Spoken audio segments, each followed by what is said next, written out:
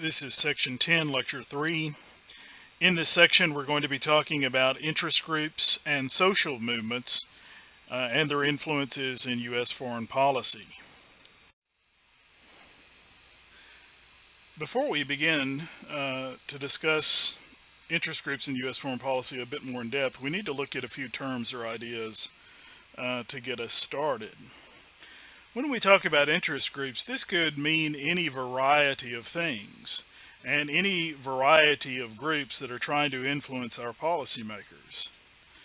These groups represent the interest of their constituents, whether they be large in number or small in number, whether they be highly organized or more informal, or whether they have little monetary support or have millions, even billions of dollars in proceeds. Any group that tries to influence our policymakers can be considered an interest group. But what makes them influential is what I like to call the 3 M's. That is money, membership, and message.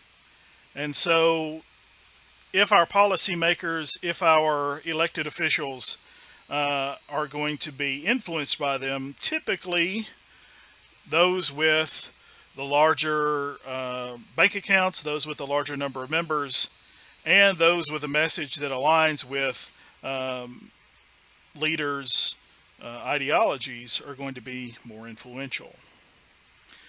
When we talk about interest groups, usually what comes to mind, and particularly here in U.S. foreign policy, are associational groups.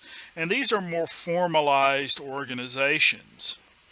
Associational groups are oftentimes linked to economic occupation and explicitly represent the interest of that particular group, such as a trade or labor union or manufacturer associations representing different industries and businesses. Associational groups can also represent social issues as well. And these groups are those that are formally organized and use that organizational structure to actively lobby our decision makers in Washington. So they have offices there, they set up meetings, they attempt to influence policy on a regular basis. Another type of group that can be associated with interest in U.S. foreign policy are referred to as institutional groups. And this is something a little bit different. These would be people within government itself. Now, if we think about the size of our government and the diversity of our government and the political ideologies that are represented there are going to be any number of differences of opinion on foreign policy. Or any number of policies. And so institutional groups are oftentimes subgroups who are already members of government who are actively lobbying their colleagues for specific policies to be passed. And so I have here political parties. They have their own interest in U.S. foreign policy based on their ideology. Businesses and corporations may have subgroups within them actively trying to persuade others. Within legislatures, there's going to be divisions or subgroups, maybe representing a region, an ethnic identity, a religious identity, so on and so forth. In bureaucracies, the State Department is going to represent one view of foreign policy. Maybe the CIA will represent a different view. Maybe the Defense Department will represent a third view. These groups are those that come from within already established government institutions. And oftentimes, particularly when we talk about senators or members of Congress, they form political action committees as their fundraising mechanism to formally lobby their own colleagues, other decision makers, in attempting to get their policies put into practice. When we talk about interest groups and even social movements and their influence in U.S. foreign policy, we have to look at the structure of our nation state and our government as being amenable to this type of influence. Interest groups in the United States are very active because of our freedom of assembly, because of our freedom of speech, so on and so forth. And here in the United States, we have this open system which allows for a very robust civil society. A civil society is one in which people are involved in social and political interactions free of government regulation or free of government control. Now, there may be some laws that they're regulated by, but in our nation state, there's a lot of freedom of individuals and groups to form these interests, to actively lobby members of our legislatures, be they at the national level or the state level. And so we have the freedom of association in the United States, which leads to a greater level of influence for these groups in any wide variety of types of groups, like community organizations, voluntary associations, religious groups. And what scholars refer to our system as is a pluralist interest group system. We have any number of interest groups who are active in one particular policy area. There may be multiple groups that represent a single societal interest, that represent a single view of foreign policy. Sometimes those multiple groups work together, sometimes they work separately. In our system, individuals can be members of interest groups. This is voluntary. And those groups oftentimes may have a loose or decentralized organizational structure, and this has to do with lobbying efforts. In some nation states, groups are more formalized within the government and its decision making. Ours are outside of it.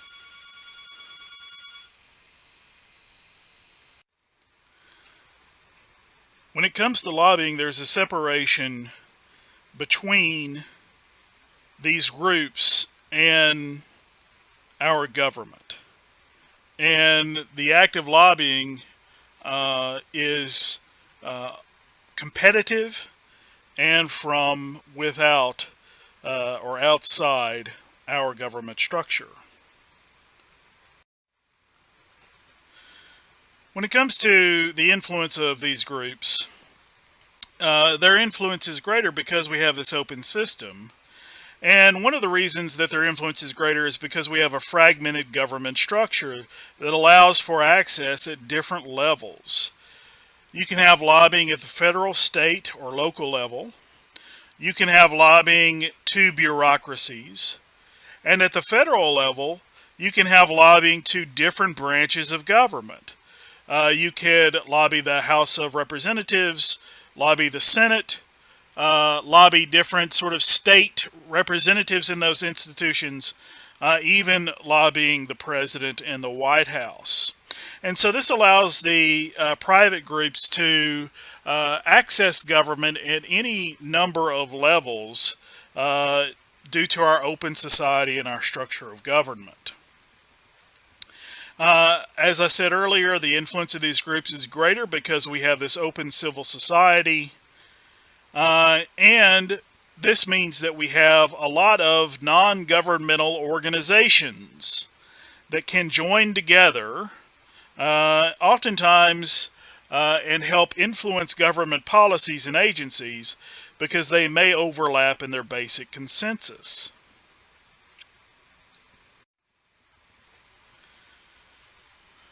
A different type of interest group is a social movement.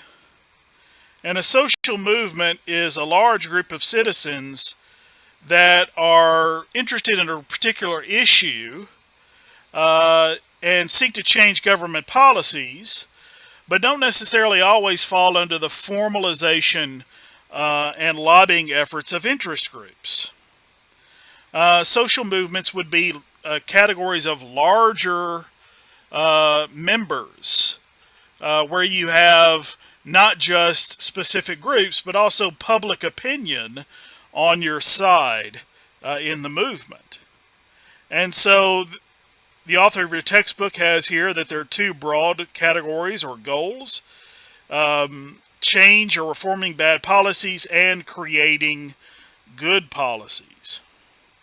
What these social movements are driven by is consensus among not just interest groups, but the masses, perhaps, that represent a value and vision of how government should act. Oftentimes, part of social movements are actions of civil disobedience. Civil disobedience is purposefully breaking the law in order to point out the injustice of that law, to point out that that law is bad. And so it's an illegal action perpetrated for a perceived vital social or political purpose. Sometimes non-governmental organizations may be associated with civil disobedience. In our country, civil disobedience is most widely linked to the civil rights era in the 1950s and 60s, where there were demonstrations and sit-ins, protests that led to arrest. And foreign policy, sometimes this occurs as well. You have civil disobedience from anarchist groups who protest during meetings of nation states when they're talking about economic policy. The G7 meetings, for example, oftentimes have a large number of protests associated with them. A recent example of this, which would overlap with celebrity diplomacy that we discussed in an earlier chapter, is that of George Clooney. George Clooney and others protested the policies of Sudan during the Sudanese Civil War before it broke into North and South Sudan in Washington, D.C. at the Sudanese embassy. And by going on the embassy grounds, he had violated the law. He was arrested. And this act of civil disobedience was meant to bring attention to the strife, the killing during the Sudanese Civil War, perhaps attempting to get our government to help do something about it. Another type of interest group are multinational corporations. And when it comes to our economic policies and our trade policies, multinational corporations are very influential at lobbying government in order to attempt to get what they want. And so these corporations benefit from oftentimes freer trade policies, open markets, good relations with other nation states, lower corporate taxation, the ability to move money in and out of the country easily. And so what they do, because of their wealth, primarily, is to give campaign contributions. That's one way to be influential. All interest groups attempt to lobby in that way sometimes. Multinational corporations give favorable contracts to government and oftentimes get contracts from government. And this oftentimes gets linked to broader issue areas, trade areas, and oftentimes corporations become represented within government by those political recipients of their campaign contributions. To counterbalance this, there have been social movements against corporate influence. Those anarchist groups that protest the G7 meeting are an example. There are protests and social movements against the influence of these organizations, particularly when it comes to labor policies overseas, environmental policies. There is an accusation that moving our businesses and industries overseas creates joblessness here at home. And so then, for all the influence that these corporations have, there is that there are those interest groups that engage in a backlash. But multinational corporations oftentimes are influential, not just because of the money that they give or the contracts that they can get from government, but when it comes to the ideological economic consensus among our policymakers, and this is what we refer to as the Washington Consensus in an earlier lecture. This is, the ideology of classical economic liberalism or capitalism among our policymakers. They're influential because they share the values of our government policymakers for the most part. There are, the dominant set of values when it comes to how we should engage economically is to have a freer market, to open ourselves up to freer trade, to invest in other areas in the world. One of the overlapping values is that perhaps these free markets will foster political freedom as well. There have been some studies that back that up, but usually those studies are linked to the spread of capitalism into the former Soviet states, which were tending towards democratization at the same time. When we look at China, for example, their freer markets haven't necessarily fostered political freedom. And so this belief in similar ideology of classical economic liberalism or capitalism allows them to be more influential.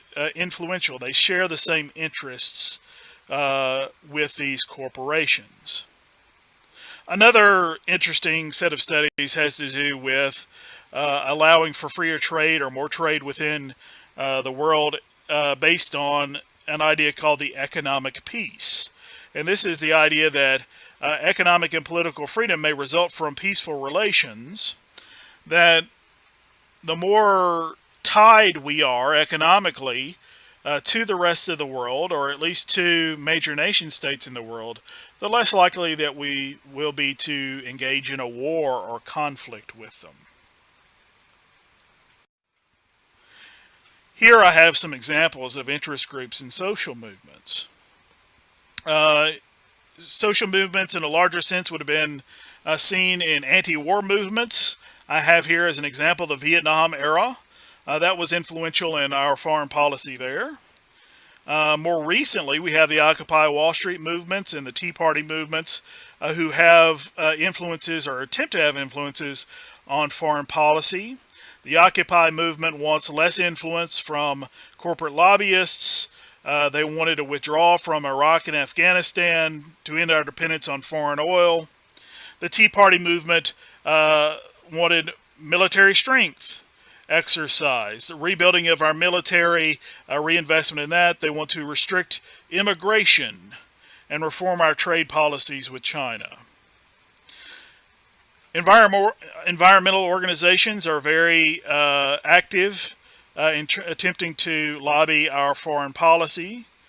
Human rights organizations, Human Rights Watch, Amnesty International, and Freedom House are organizations that attempt to influence our policymakers when it comes to human rights abuses and violations around the world.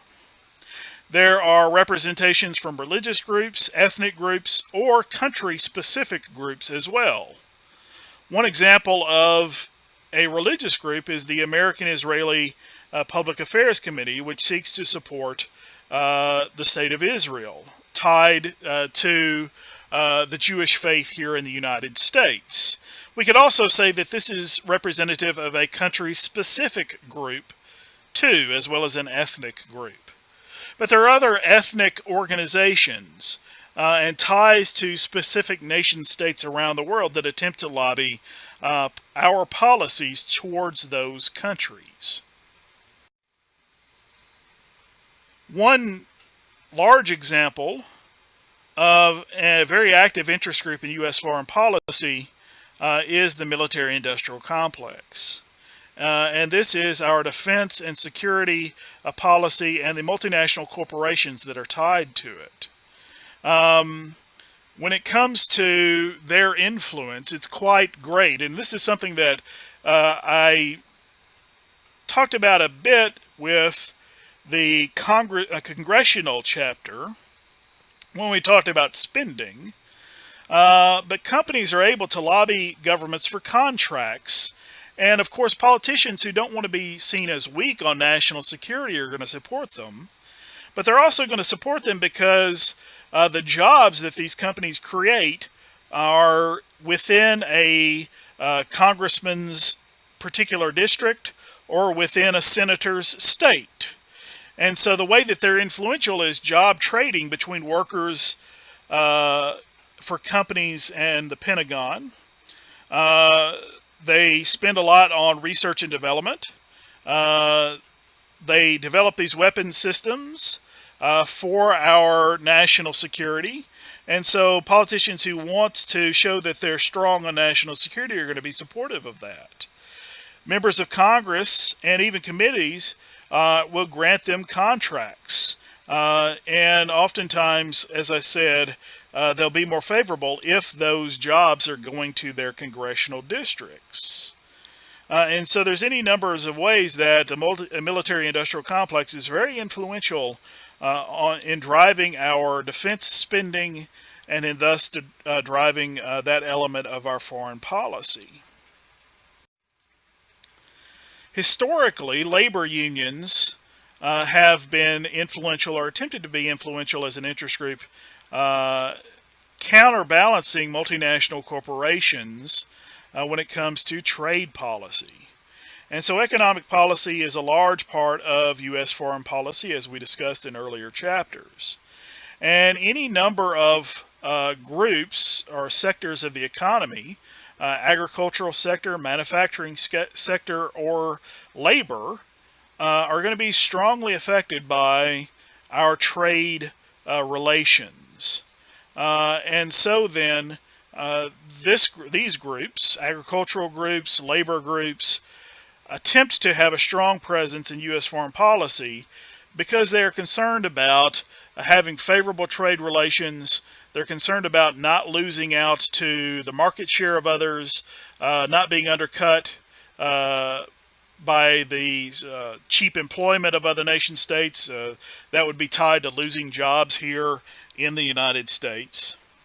And they conflict with the free trade policies, oftentimes, of our government and of the multinational organizations that we are members of, like the World Trade Organization that is listed here in particular. And so labor unions and sometimes agricultural groups speak out against these free trade agreements that our policymakers engage in because of the effect on them.